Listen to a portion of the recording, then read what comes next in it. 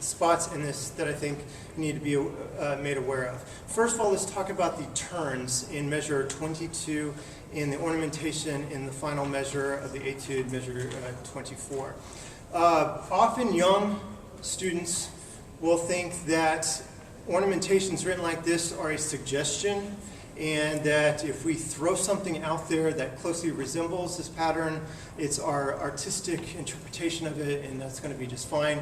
And that is actually not true. You need to look at each one of these ornamentations, and there's a very strict way of doing this. At the very bottom of the etude, Koprash even lists, this is how this turn, this ornamentation is to be played, and so this is something that kind of takes away the thought process from the students, or the interpretation, taking that away from the student.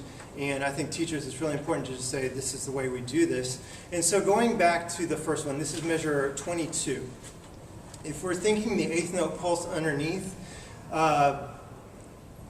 before we add in the ornamentation, the turn to it, we want to make sure we understand the underlying rhythm, okay? Because when we add the ornamentation, we do not want to alter that underlying rhythm. So measure 22, I'm going to add in an eighth note subdivision on the dotted quarter note, so you really get a clear idea of how many eighth note pulses are in that note.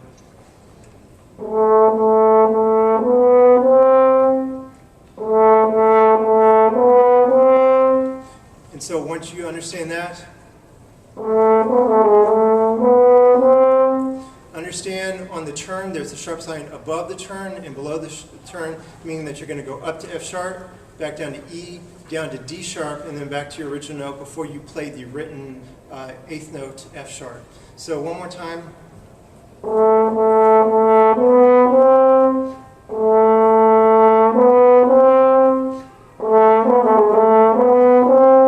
And that's the way it's going to be played all the time. Okay, so no real variances from that. That's the way it'll be done. Okay, take a look at the last measure. You have half notes, and then the ornamentation, 30-second ornamentation notes, and going to your last quarter note. Again, Koprash indicates that this is going to be played realistically a dotted quarter note followed by 30-second notes, and you want to make sure that you land on the quarter note on beat 3. So again, I would practice this with subdivisions. I'm going to start right before the half note.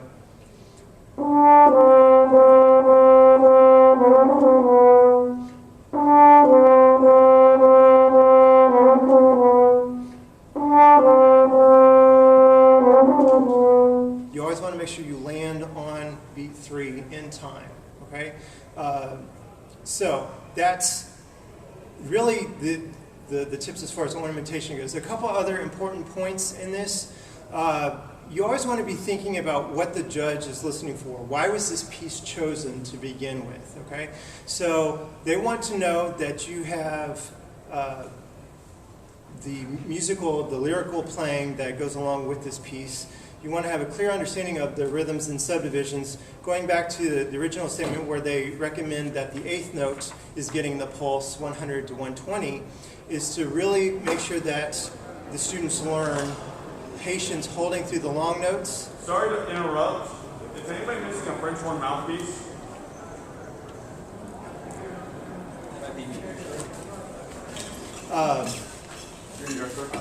So through the dotted quarter notes, 16th notes, 8th notes, having the discipline to learn it with the 8th note subdivisions is really going to be beneficial to your performance later. I want to bring your attention to the second line, where it goes to half notes and it's tenuto.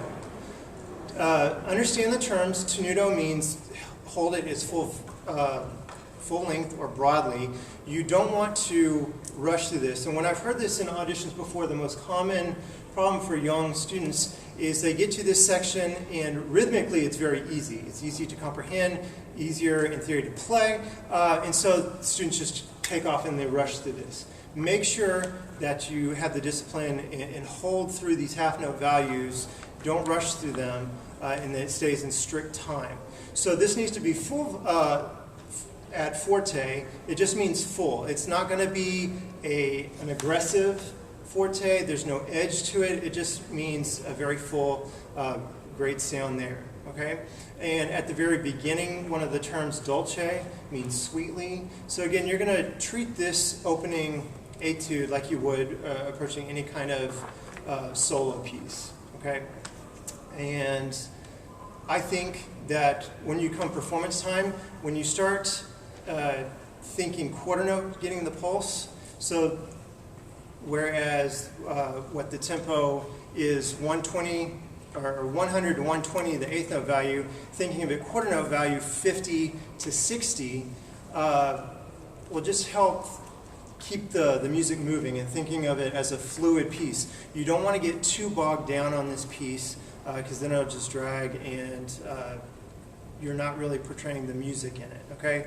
Final thought on this one, especially through the long notes, no stagnant notes. Every note that you should play should be moving somewhere or doing something with it. Don't just sit still on it because it's not going to make sense musically. Deep breaths. This takes a lot of air support to play long phrases in a lower octave. So make sure that you plan out every breath according to your needs. Don't be surprised in a performance situation. Plan out every breath. Okay? We're going to move to the second etude.